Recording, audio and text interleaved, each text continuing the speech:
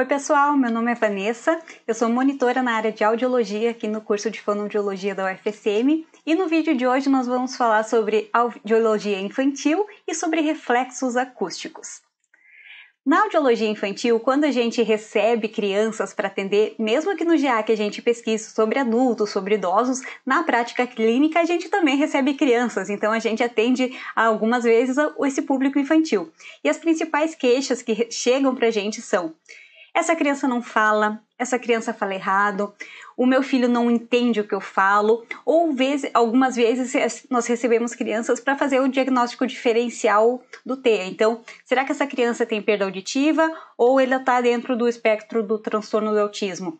Então, essas crianças vêm encaminhadas, vêm com os pais ou encaminhadas pelos professores, por neuro, os professores indicam, ou por outros terapeutas que já estão fazendo terapias de outros fonos, terapias de linguagem. Então, será que essa criança não está falando errado por algum problema de audição, Ela tá ouvindo pouco, está ouvindo menos, e é por isso esse problema relacionado com a questão da linguagem. Então, a gente tem essa relação e essas são as principais queixas que chegam para a gente no SAF. O que é o SAF? Serviço de Atendimento Fonoaudiológico, ali onde o grupo, o GEAC, está inserido.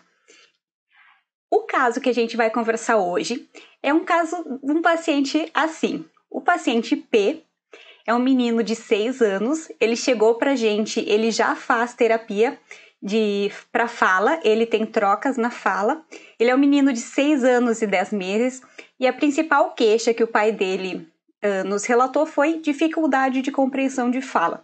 O paciente P, o pai dele nos relatou que ouve TV, especialmente nessa compreensão de fala, ele percebe essa dificuldade quando o P ouve TV. Por quê? Ele disse que a TV é sempre com volume muito forte, muito alto, e se a família vai diminuir o volume, o P diz não, tem que ficar o volume alto, o volume muito forte, porque senão ele não entende o que os personagens do desenho ou do filme que ele está assistindo, eles estão falando para ele.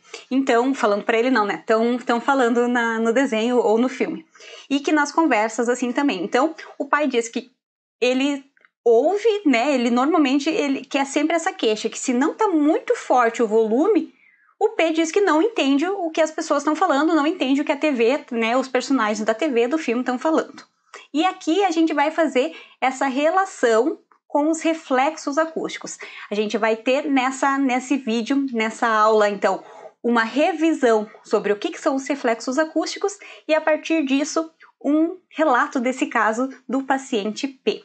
Para começar, vamos relembrar o que são os reflexos acústicos, que exame é esse, que avaliação é essa. Vamos lembrar que ele faz parte da avaliação de imitanciometria, que é um exame que tem duas avaliações, a timpanometria e o reflexo acústico. Então, a timpanometria, que vai avaliar orelha média, então a via periférica, e o reflexo acústico, que está avaliando, então, a via auditiva central. O que é o reflexo acústico? É a contração reflexa da musculatura da orelha média, produzida como resposta a uma estimulação sonora de suficiente intensidade, 70 a 90 dB acima do limiar auditivo, alguns autores dizem até 100 dB, e duração de 1 a 2 segundos. Então, esse reflexo acústico vai ser essa contração que o músculo da minha orelha média vai fazer para me proteger de sons muito fortes.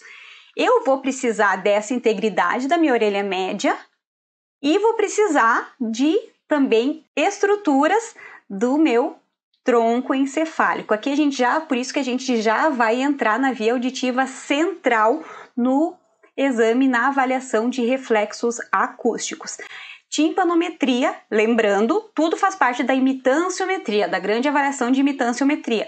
A gente não vai entrar em detalhes nesse vídeo, eu vou deixar aqui na descrição do vídeo outras aulas que tem no canal explicando com mais detalhes. Aqui é só para a gente relembrar, mas a timpanometria, então, vai avaliar orelha média e os reflexos acústicos já começam a avaliar a via auditiva central, aqui, tronco encefálico. A gente pode ter o reflexo ipsi e contralateral. Pensando no reflexo contralateral, que estruturas que a gente precisa ter bem para que ocorra esse arco reflexo? Vamos olhar aqui, ó, essa imagem aqui, e entender que estruturas que a gente precisa ter, vamos dizer assim, saudáveis, precisa ter bem para que ocorra esse reflexo. Primeira coisa, a minha orelha média. Preciso ter a orelha média aqui bem. Orelha interna. Aí o oitavo par craniano, que é o vestíbulo coclear. Aí eu entro em tronco encefálico. Preciso ter o colículo olivar superior. Aí eu desço pelo sétimo par craniano, que é o facial. E orelha média, do outro lado, né? A cabeça do estribo. Então, a integridade desse trajeto é essencial para que o reflexo possa ser desencadeado e captado. Então, nesse momento, o que eu quero que a gente relembre antes de entrar no caso? Quais são as estruturas importantes para desencadear o reflexo? Então, eu preciso da integridade da minha orelha média. Quem realmente avalia a orelha média? Timpanometria. Lembrando, a timpanometria, né, pode me dar resultados de curva A, D e AR, mobilidade boa do sistema timpanoauricular, pode dar curva B, que daí é pouca mobilidade, vou encaminhar para o otorrino, curva C, pressão negativa, vai me indicar uma disfunção da tuba auditiva. Então, se eu tiver curva A, curva AD, curva AR, ok. Então, tem uma boa mobilidade aqui, tem uma mobilidade ok, tem uma orelha média ok. E agora, como que eu vou avaliar aqui para dentro, né? A orelha interna. Vou entrar com o reflexo acústico. Então, vou passar pela orelha média que eu preciso que esteja bem, orelha interna. Aí entro aqui no oitavo par craniano, vestíbulo coclear.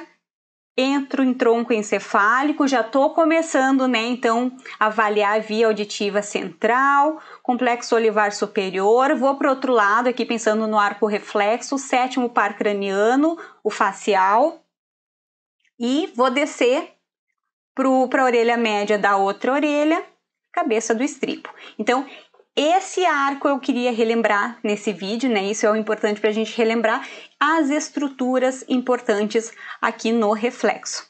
E agora, antes de falarmos sobre as aplicações clínicas dos reflexos acústicos, gostaria de lembrar que a Clínica Doutora Séries Bus Saúde Auditiva é uma apoiadora do canal do GEAC e esse vídeo tem o seu apoio e as suas clínicas em Santa Cruz do Sul e Venâncio Aires tem profissionais qualificados, tem os melhores equipamentos para fazer todas essas avaliações, fazer as avaliações de audiometria, fazer de reflexos acústicos, fazer imitanciometria. Então, todos esses profissionais super qualificados, doutores em fonoaudiologia, doutores em distúrbios da comunicação humana, estão esperando vocês de braços abertos para recebê-los. Então, qualquer dúvida, procure uma de nossas clínicas em Santa Cruz do Sul, ou Venâncio Aires, ou entre em contato também pelas redes sociais. Vou deixar todos os contatos da clínica aqui na descrição do vídeo. Agora vamos conversar então sobre as aplicações clínicas do reflexo acústico. Para que serve, né, então, nós fazermos essa pesquisa? O reflexo acústico ele pode nos dar uma avaliação das condições da orelha média, como eu já comentei, né? Ele avalia também porque ele precisa dessa integridade da orelha média. Ele vai avaliar a via auditiva central, conversamos sobre isso também, né? Porque ele já entra ali no tronco encefálico, é um dos primeiros exames que sai ali da via auditiva periférica, começa a adentrar no tronco encefálico. Ele vai fazer a avaliação funcional das vias auditivas eferentes. Vanessa, o que é isso? Né? Botei aqui um quadrinho para vocês lembrar.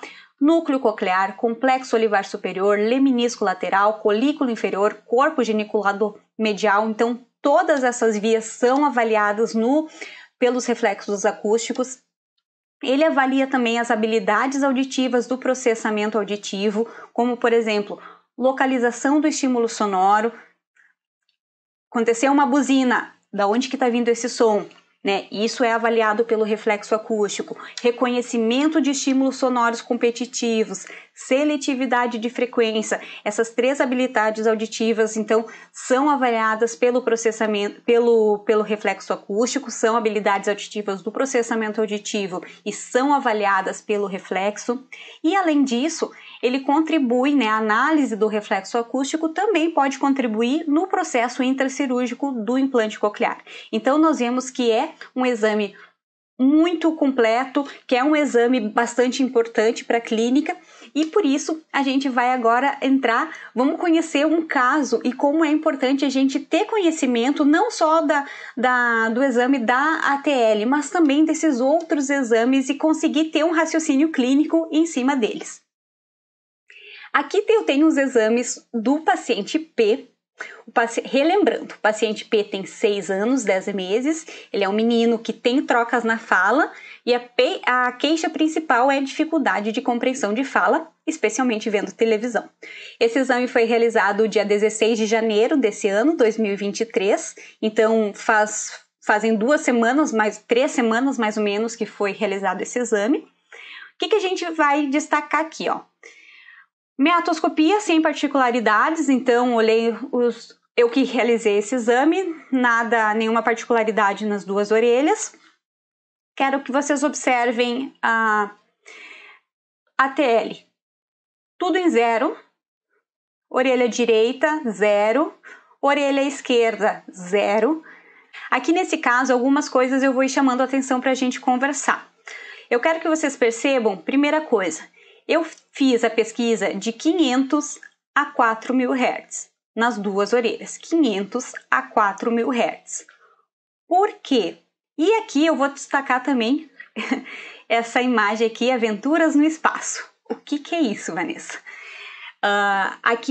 Eu falei, né, que a gente ia falar um pouquinho que a gente, apesar de pesquisar sobre adultos, sobre idosos, a gente atende criança também no âmbito do GEAC.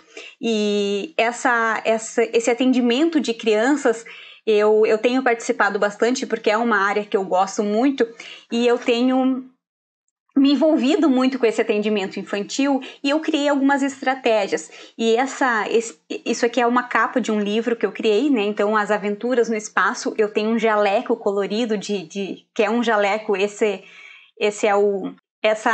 monstrinhos são os desenhos que tem no meu jaleco. Então, as crianças, eu criei toda uma história que a cabina é uma nave espacial, então a criança que vai para a cabina vai ser o comandante da nave, e quando ela ouvir os sonzinhos, e eu coloco o warble, não coloco o tom puro, eu coloco o warble, então quando ela ouvir o wow, quer dizer que os monstros do espaço estão chegando perto da nave, e ela tem que me avisar, e eu sou a comandante da Terra, que vai ficar na Terra, a gente tem que se comunicar por fone, né? Então ela tem que me avisar lá da nave que os monstros do espaço estão chegando para eu conseguir ajudar ela a desviar a nave.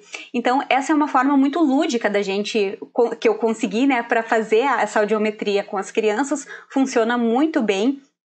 Mas, apesar disso, apesar da ludicidade, um ponto muito importante é que a gente, mesmo com ludicidade, mesmo com brincadeira, a gente tem que estar muito atento à criança, né? Porque uma coisa é um adulto sentar lá e tu pedir: toda vez que tu ouvir o apito, ergue a mão para mim.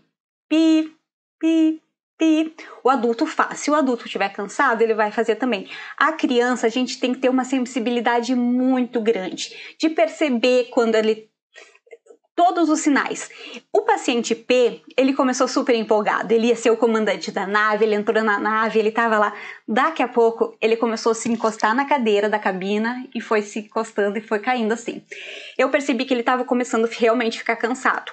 Essa pesquisa aqui, eu fazia um pouco algumas frequências da orelha direita, algumas da esquerda, algumas da direita, algumas da esquerda. Como eu vi que ele estava cansando, por isso que eu fiz só de 500 a 4.000, especialmente, né, tava tudo em 0, todas estavam em 0, então eu fiz a pesquisa de 500 a 4.000, só pra gente entender por que não tem 6 e 8, 250, né, nenhum em ambas as orelhas, por que tá aqui? Por isso. E porque esse livrinho aqui, porque foi a estratégia lúdica que eu usei para conseguir fazer a audiometria nesse dia. Então, o LRF condizente aqui com com meus limiares. Aqui outra coisa que eu quero chamar a atenção de vocês para o índice percentual de reconhecimento de fala. O IPRF, como que a gente faz? Normalmente, né? Média tritonal mais 40 mais pesquisa de conforto. Aqui a minha média tritonal tá 0 mais 40, eu começaria com 40 dB. Quando eu larguei 40 dB e fiz a fala, o paciente P, ele fez uma carinha e eu pedi, tá confortável? Dele, não tá confortável. Então ele sentiu desconforto. Então isso é uma coisa que a gente já chamou atenção. Aqui eu só tenho o parecer audiológico, eu não coloquei aqui no vídeo o espaço dos comentários do fonoaudiólogo, mas no espaço que tinha para a gente escrever comentários, a gente faz menção a isso. Por quê? Como o paciente teve esse desconforto, a gente coloca. Eu baixei 5 dB nas duas orelhas, ele teve esse desconforto. Quando eu baixei 5, então botei 35 e pedi P, agora ficou bom? Minha voz agora tá boa? Agora tá boa. E daí foi confortável. Esse momento, né, no IPRF, que ele mostrou desconforto, a gente já começou a ficar atento para todo o restante do exame. Mas ele não demonstrou desconforto em nenhum outro momento. Nem mesmo na pesquisa dos reflexos acústicos, né, que é uma intensidade forte de estímulo e não mostrou desconforto nenhum. Então, o que a gente fez lá nos comentários do fonoaudiólogo? Que, apesar do IPRF ter sido feito, né, com menos intensidade por causa do desconforto ao som, no restante da avaliação não foi percebido nenhum outro sinal de hipersensibilidade ao som. Então foi feito esse comentário só para uma observação, né, para vocês saberem como que a gente lidou com esse caso aqui. Então, até aqui, tudo muito bem no caso do paciente P. Vamos aqui para a imitanciometria, que foi o que a gente conversou especialmente hoje, né? A gente fez aquela lembrança dos exames. O que a gente tem aqui? Curva AR ou AS, né? Indicando uma baixa mobilidade do sistema, mas ainda é uma mobilidade ok do sistema, e curva A, ambas curvas da família A. Mobilidade ok do sistema tímpano-ossicular. E reflexos acústicos. O que a gente tem nos reflexos acústicos? Todos ausentes. Todos ausentes. Como que ficou o laudo, né, desse exame? Limiares auditivos dentro dos padrões de normalidade bilateralmente. O paciente P está ouvindo? Está ouvindo perfeitamente. Agora eu quero que vocês prestem bastante atenção. Nenhuma dificuldade para compreender a fala bilateralmente. Presta atenção nessa frase. Nenhuma dificuldade para compreender a fala bilateralmente. Curva timpanométrica do tipo A na orelha esquerda, indicando mobilidade normal do sistema tímpano-ossicular, e do tipo AR na orelha direita, indicando baixa mobilidade do sistema tímpano-ossicular. Reflexos acústicos contralaterais ausentes em ambas as orelhas. Agora, aqui vem o raciocínio clínico. Aqui vem a reflexão que eu quero fazer com vocês. O pai, e por isso que eu deixei a queixa aqui em cima. Esse pai chegou pra gente lá me dizendo: o meu filho tem dificuldade de compreender a fala. O meu filho ouve a televisão num volume muito alto, num volume muito forte. Se eu vou baixar o volume, ele reclama que ele não consegue entender o que os personagens estão falando. Eu posso pegar esse exame, entregar para esse pai e dizer: olha aqui, pai, o pai do paciente, fulano, o teu filho tá super bem, a audição dele tá ótima e ele não tem nenhum problema para compreender a fala? Não posso, eu não posso fazer isso, né? Então, aqui na UFSM, a professora Michele, ela fala desde as primeiras aulas de audiologia pra gente que a gente tem que não olhar para o exame, a gente tem que olhar para o paciente, a gente tem que olhar para a queixa do paciente e a partir disso a gente tem que encontrar no exame, a gente tem que refletir, tem que ter esse raciocínio clínico para conseguir encontrar ali o que está explicando aquela queixa do paciente. O paciente tem que sair da nossa frente melhor do que ele chegou. Então, nesse exame, o que pode explicar? O que pode explicar essa dificuldade de compreensão da fala desse paciente? Já que, pelo IPRF, ele não tem nenhuma dificuldade para compreender a fala. Porque se eu não explicar nada para esse pai, só entregar, porque eu poderia, ok, eu vou imprimir, vamos dizer que fosse um otorrino que me encaminhou esse paciente, não foi. Aqui nesse caso foi a fonoaudióloga que trata ele para fala. A fono encaminhou para nós. Se eu simplesmente imprimisse o exame, assinasse e devolvesse, desse o relato, né? Enviasse para a fono. E ele chegasse em casa e lesse. Nenhuma dificuldade para compreender a fala. Não dá, gente, não dá. Então, o que a gente vai fazer? Vamos começar a raciocinar. Se o pai me diz que ele não tem dificuldade para compreender a fala, que ele tem dificuldade para compreender a fala, aqui tá tudo bem. Audiometria tá tudo bem, IPRF tá tudo bem, as curvas estão tudo bem, reflexo tá ausente. Por que será que esses reflexos estão ausentes? Aqui tem que pegar tem que ficar essa pulguinha atrás da orelha. Será que esse reflexo ausente não tá conversando com essa queixa do meu paciente de dificuldade de compreensão da fala? Será que porque se os meus reflexos, como a gente viu o meu reflexo acústico, ele fala sobre habilidades auditivas do processamento auditivo, ele fala sobre via auditiva central. Será que então essa ausência dos reflexos acústicos não me falam sobre uma relação com o processamento auditivo central? Pode ser que sim. Então, o que a gente faz nesse caso? O que a gente fez nesse caso? A gente pode dizer com certeza absoluta, fulano, a partir desse exame, o seu filho tem um problema de processamento auditivo central? Não, eu não posso falar isso. Por quê? Porque eu não fiz os exames ainda de processamento auditivo. Mas eu posso dizer que, fulano, tudo indica que, né, os exames indicam que teu filho pode ser que tenha um problema de processamento auditivo. Por quê? Porque esses reflexos aqui eram para ter aparecido, mas não apareceram. Aí o pai já fica preocupado. Aí tu tranquiliza esse pai. Mas, olha, fulano, não fique preocupado. Isso não é uma, né? Se for uma questão de habilidades auditivas, o processamento auditivo, a gente vai fazer treinamento. E qual foi a conversa que eu tive com esse pai, né? Uma coisa é o que o P tá recebendo. O P tá ouvindo perfeitamente bem. Então pode ficar tranquilo, pode tranquilizar a mãe do P, o P tá ouvindo. Agora, o que o cérebro do P tá fazendo com esse som que tá chegando, de repente tá num descompasso. E é isso que a gente vai continuar investigando para saber se tá 100% bem. Então, o que a gente faz a partir dessa avaliação? Continua investigando. Essa é a nossa conduta aqui especialmente se tem queixa, né? E nesse caso, o paciente sim tem queixa. Ele tem queixa de dificuldade de compreensão.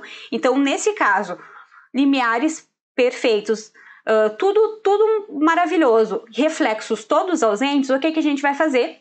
Vai encaminhar para avaliação de processamento auditivo. Então, esse é um paciente que já está encaminhado, a gente já vai fazer agora na próxima sexta-feira, dia 10 de fevereiro, os exames dele de processamento e já vamos saber, né, qual vai ser daqui uns dias, quando vocês estiverem assistindo esse vídeo, podem perguntar nos comentários que a gente já vai saber as próximas cenas desse caso. E para finalizar, então, essa questão dessa relação entre reflexo acústico e processamento auditivo central, eu trouxe para a gente fechar esse vídeo. Isso aqui é um trecho do Tratado de Audiologia, que diz assim: é possível que alterações específicas do complexo olivar superior possam gerar alterações no reflexo acústico, assim como defasagens nas habilidades do processamento auditivo. As alterações observadas na pesquisa do reflexo acústico podem acarretar maiores prejuízos quanto ao processamento auditivo, na medida em que esses mecanismos do músculo estapédio parecem ter relação direta com a facilitação da captação dos sons da fala, o que criaria condições de melhor codificação da informação e, portanto, de inteligibilidade da fala. Então, a gente vê que o processamento auditivo central e o reflexo acústico está sim relacionado. Então, a gente acredita que essa ausência de reflexo aqui do paciente P está sim relacionada com o processamento auditivo. Vamos saber agora quando continuarmos com a pesquisa, né? E se tu também tem que levar teus filhos, teus alunos, teu sobrinho, teu vizinho para fazer uma avaliação audiológica, para avaliar o processamento auditivo central, a clínica Doutora Ceres Vu Saúde Auditiva tem profissionais qualificados e todo o equipamento necessário para atender todas as suas crianças. Então procure uma das nossas clínicas e procure também através dos contatos que eu vou deixar todos aqui nos comentários, aqui na descrição do vídeo. E agora falamos sobre, então, avaliação infantil em foco no vídeo de hoje, sobre reflexos acústicos. Se vocês ficaram com qualquer dúvida, tiverem algum comentário para a gente continuar essa conversa, deixem aqui nos espaços de comentários, sugestões para próximos vídeos aqui no canal. Já compartilhe o vídeo com outros alunos, outros colegas, se inscreve no canal e até o próximo vídeo.